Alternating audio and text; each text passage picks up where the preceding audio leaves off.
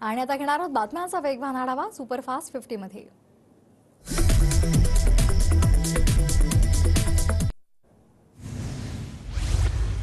अवकाळी पावसानं नुकसान झालेल्या भागातले पंचनामे त्वरित करा, मुख्यमंत्री एकनाथ शिंदेंचे आदेश। अवकाळी पावसासंदर्भात जिल्हाधिकाऱ्यांनी अहवाल पाठवावा, देवेंद्र फडणवीसांच्या सूचना। सरकार शेतकऱ्यांना मदत करणार, देवेंद्र फडणवीसांची ग्वाही। राज्यात पुढचे 2 दिवस अवकाळी पावसाचा इशारा, तर उत्तर महाराष्ट्रामध्ये गारपीट, कोकण आणि मध्य महाराष्ट्रात वादळी वाऱ्यासह पावसाचा हवामान विभागाचा अंदाज। राज्यभरातल्या जवळपास 16 जिल्ह्यांमध्ये अवकाळी पाऊस, उभ्या पिकांवर गारांचा खच, बळीराजा हवालदिल, नुकसान भरपाईची मागणी। नाशिकच्या नांदूर मधमेश्वर या धरणाचे 5 दरवाजे उघडल्यामुळे गोदावरी नदीला रौद्ररूप, धरणासमोरच्या पुलावर जीव धोक्यात घालून पर्यटकांची हुल्लडबाजी आणि सेल्फी घेणं सुरू। पुण्याच्या आंबेगाव तालुक्यातल्या सातगाव पठार भागामध्ये वादळी वाऱ्यासह गारांचा पाऊस, रब्बी हंगामामधल्या ज्वारी आणि इतर पिकांचं नुकसान झालेलं आहे, शेतमालासह फळबागांचं नुकसान होण्याची भीती। इगतपुरीमध्ये पुन्हा पावसाला सुरुवात, पावसामुळे भात पिकासह रब्बी पिकं धोक्यात। बुलढाणा जिल्ह्यातल्या लोणार आणि सिंदखेड राजा तालुक्यामध्ये वादळी वाऱ्यासह पाऊस, कपाशी आणि तूर पिकांचं सर्वाधिक नुकसान, तर हरभरा पिकालाही फटका। बुलढाणा जिल्ह्यातल्या अनेक तालुक्यामध्ये अवकाळी पावसाची हजेरी, पावसामुळे पीक जमीनदोस्त झालेली आहेत, हरभरा, तूर, भाजीपाला पिकांना मोठा फटका। बुलढाणा जिल्ह्यात अवकाळी पावसासह गारपीट, गारांमुळे शेतामधल्या हरभरा, गहू आणि मिरची पिकांचं मोठं नुकसान भरपाई देण्याची शेतकऱ्यांची मागणी। नाशिकच्या निफाडमध्ये तुफान गारपिटीमुळे द्राक्ष बागा उद्ध्वस्त, द्राक्ष उत्पादकांचं एकरी 1.5 ते 2 लाख रुपयांचं नुकसान। अवकाळी पावसाचा मराठवाड्यातील शेती पिकांनाही फटका, लाखो हेक्टरवरील तूर, कापूस आणि जोंधळ्याची पिकं उद्ध्वस्त झाल्यामुळे शेतकऱ्यांवर संकट। वादळी वाऱ्यासह आलेल्या पावसामुळे लासलगाव विंचूर रोडवरील कांद्याची चाळ जमीनदोस्त, 400 ते 500 क्विंटल कांदा भिजला, कांदा व्यापाऱ्यांचं 20 ते 25 लाख रुपयांचं नुकसान। हिंगोलीमध्ये पावसामुळे रब्बी हंगामामधील पिकांचं मोठं नुकसान, मूग आणि उडीदसह अनेक पिकं जमीनदोस्त। नाशिकच्या लासलगावमध्ये वादळी वाऱ्यासह मुसळधार पावसामुळे कांदा पीक उद्ध्वस्त, कांदा उत्पादक शेतकरी आर्थिक संकटात, येणाऱ्या वर्षातही कांद्याचे दर वाढण्याची शक्यता।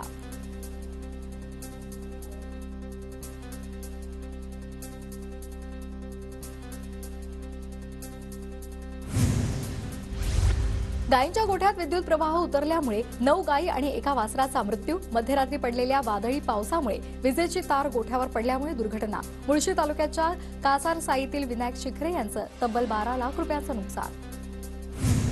पुण्याच्या आंबेगाव शिरूरमधील नुकसानग्रस्त भागाची मंत्री दिलीप वळसे पाटील यांनी पाहणी केली, भरपाई संदर्भात मंत्रालयामध्ये पाठपुरावा करणार, वळसे पाटलांची माहिती।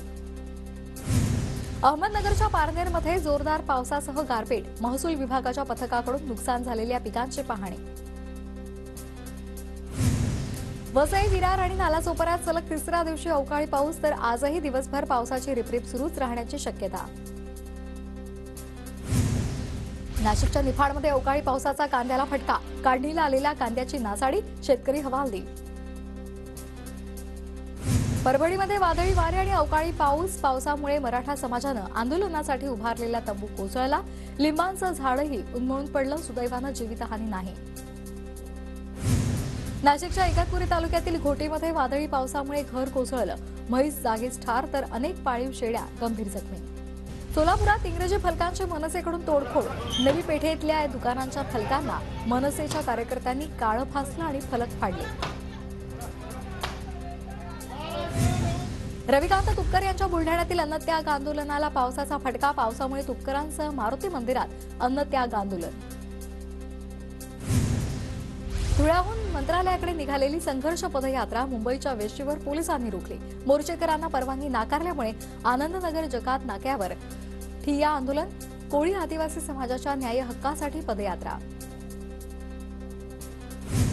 अंतरवाली सराटीमध्ये लाठी हल्ला आणि दगडफेक प्रकरणी ऋषिकेश बेदरेसह सहकार्याच्या अटकेचा बीडच्या गेवराईमध्ये निषेध, मराठा समाजाच्या वतीनं तहसीलदारांना निवेदन। साताऱ्याच्या लोणंद नगरपंचायतीसमोर धनगर समाजाच्या गणेश केसरकरांचं आमरण उपोषण, 12 दिवसांपासून सुरू असलेल्या आंदोलनाची प्रशासनाकडून दखल नाही, धनगर समाजाच्या खंडाळा बंदला उत्स्फूर्त प्रतिसाद। अमरावती जिल्हा रुग्णालयातील कंत्राटी कर्मचारी संपावर. संप सुरू असल्यामुळे संपूर्ण शस्त्रक्रियांवर परिणाम झालाय. दररोज 50 ते 70 लोकांची तपासणी तर 25 ते 30 शस्त्रक्रिया होत असतात. सोलापूरच्या विठ्ठल सहकारी साखर कारखान्याच्या ऊस गाळपामध्ये विक्रम. अवघ्या 26 दिवसांमध्ये 2 लाख मेट्रिक टन ऊसाचे गाळप. रत्नागिरीच्या खेड रेल्वे स्टेशनवर फुकट्या प्रवाशांकडून 86 लाखांचा दंड वसूल. ऑगस्ट ते ऑक्टोबर दरम्यान प्रवाशांवर कारवाई. पुण्यामध्ये हवेच्या प्रदूषणात वाढ सुरूच. अद्यापही हवेची गुणवत्ता सुधारलेली नाही. बांधकामामुळे जवळपास 25% प्रदूषण होत असल्याचं स्पष्ट. बांधकाम व्यावसायिकांना उपाययोजना करण्याच्या सूचना. बारामतीच्या उजनी जलाशयामध्ये फ्लेमिंगो पक्ष्यांचं आगमन. फ्लेमिंगो पाहण्यासाठी पर्यटकांची गर्दी.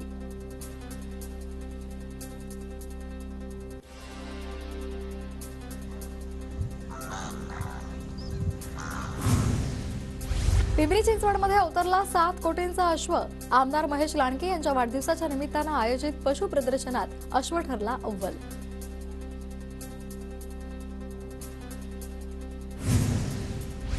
चंद्रपूरच्या किटाळी मेंढा भागामध्ये रेल्वेच्या धडकेमध्ये वाघाचा मृत्यू. वनपथक घटनास्थळी दाखल.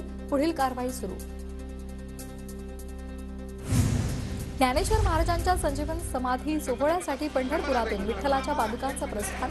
विठ्ठलाच्या पादुकांचं विधिवत पूजन आणि महाआरती. 1 डिसेंबरला आळंदीमध्ये ज्ञानेश्वर महाराजांचा संजीवन समाधी सोहळा संपन्न झाला.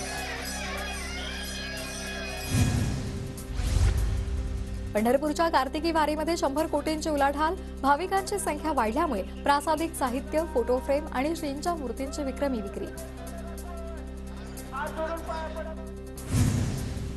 कोल्हापूरच्या पंचगंगा घाटावर दीपोत्सव साजरा. हजारो नागरिकांनी दीपोत्सवात सहभाग घेतल्यामुळे पंचगंगा नदीचा घाट लक्ष दिव्यांनी उजळला.